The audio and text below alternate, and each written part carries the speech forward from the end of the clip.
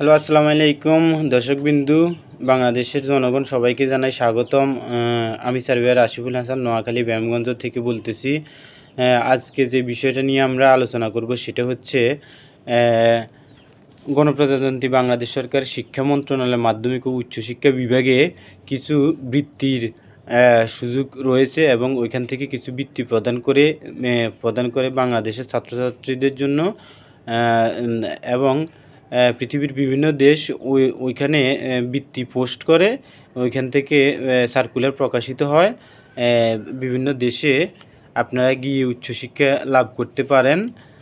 তো আমি আগে ভিডিওতে অনেকগুলো দেশের কথাই উল্লেখ করেছি। আজকে যে দেশের কথা উল্লেখ করব সেটা হচ্ছে মরক্কো সরকার কর্তৃক আন্ডার গ্রাজুয়েট পিএইচডি বৃত্তি সংক্রান্ত। মরক্কো একটি রাষ্ট্র এবং এটা একটি মুসলিম রাষ্ট্র। এটা ইউরোপের অন্তর্ভুক্ত একটা রাষ্ট্র। এই দেশে আপনারা শিক্ষাবৃত্তি নিয়ে পড়াশোনা করতে পারেন আন্ডার গ্রাজুয়েট লেভেলে এবং পিএইচডি লেভেলে। তো এই ক্ষেত্রে কোন কোন সাবজেক্টে বৃত্তিটা দেওয়া হয় সেটা হচ্ছে মেডিকেল স্টাডি। যারা মেডিকেলের ছাত্রছাত্রী তাদেরকে এই বৃত্তিটা প্রদান করা হয়। প্যারামেডিকেলে যারা পড়াশোনা করেন তারা এই বৃত্তিটার জন্য যোগ্য, তারা আবেদন করতে পারবেন। কমার্শিয়াল অ্যান্ড ম্যানেজমেন্ট সায়েন্স, অর্থাৎ যারা ব্যবসা বাণিজ্যের উপরে পড়াশোনা করেছেন তারা এই বৃত্তিটার জন্য আবেদন করতে পারবেন। ইঞ্জিনিয়ারিং টেকনোলজিক্যাল সায়েন্স, অর্থাৎ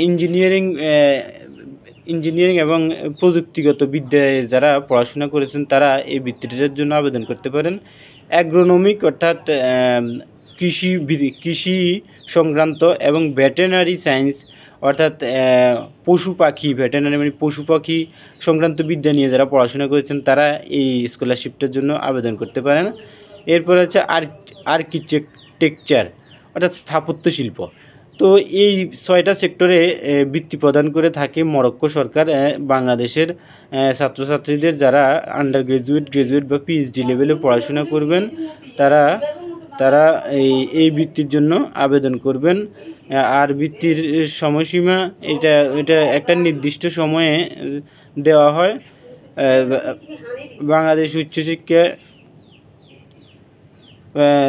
বাংলাদেশ মাধ্যমিক ও উচ্চশিক্ষা বিভাগ সেখান থেকে এইটার সার্কুলার প্রকাশিত হয় একটা নির্দিষ্ট সময়ে। তো আপনারা ওই ওয়েবসাইটে আপনারা চোখ রাখবেন, যখন সার্কুলার প্রকাশিত হয় তখন সার্কুলার অনুসারে নিয়ম অনুসারে আবেদন করবেন। আবেদন করে তারপরে আপনারা এই বৃত্তির জন্য আবেদন করতে পারবেন এবং বিদেশি উচ্চশিক্ষায় পড়াশোনা করতে পারবেন।